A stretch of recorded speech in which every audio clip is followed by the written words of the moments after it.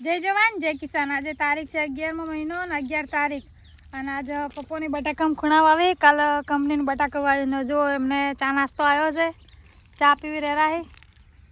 સંતાના બટાકા ગઈકાલે વાયા છે અને ઘણા લોકો કહે છે કે ભાઈ કંપનીનો બટાકાનો વિડીયો પણ તમે અપલોડ કરતા રહેજો, તો એ વિડીયો પણ અપલોડ કરતા રહીશું। તમાકુમાં જે લોકોએ માઇક્રોરજા આપી દીધું હોય એવા લોકો પણ કોમેન્ટ કરો, આ વિડીયામાં નથી આપ્યું એ પણ કોમેન્ટ કરજો અને આપવાનું છે એ પણ કોમેન્ટ કરજો, જેથી કરીને સમયસર માઇક્રોરજા બધાને મળી રહે અને સારી તમાકુ થાય આ વખતે।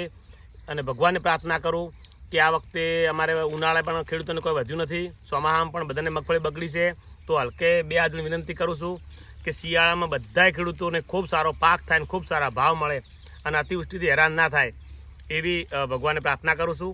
ન કે આ વખતે જો ખેડૂતને જો રવિ સિઝન બગડી તો ખરેખર ખેડૂતને કાઠું થાય, માટે ભગવાન પ્રાર્થના કરું કે બધા ખેડૂતોનો પાક સારો રહે।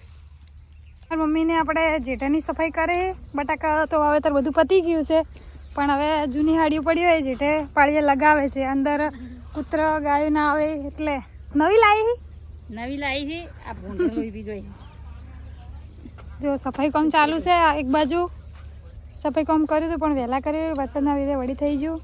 અને આ બટાકા આપણે બીજે વાયા છે, થોડી વધારે માહિતી પપ્પા આપશે। તો આપણે જુઓ આ બટાકાનું વાવેતર આપણે કાલ કર્યું હતું 10 તારીખ 11મો મહિનો, અને કાલ આપણે ટાઈમ મળ્યો નહીં એટલે વિડીયો આજ બનાવ્યો છે। આ કંપનીના બટાકા છે। પપ્પા આપણે બીજા વિડીયોમાં માહિતી આપશે, બીજા દિવસે ફરી વિડીયો બનાવશું બટાકા ઉગશે ત્યારે। આજે જો અમારા ફાર્મ હાઉસમાં બટાકા વવાઈ ગયા છે, અમારા ઘરની પાછળ ખેતર હતું એમાં વાયા છે।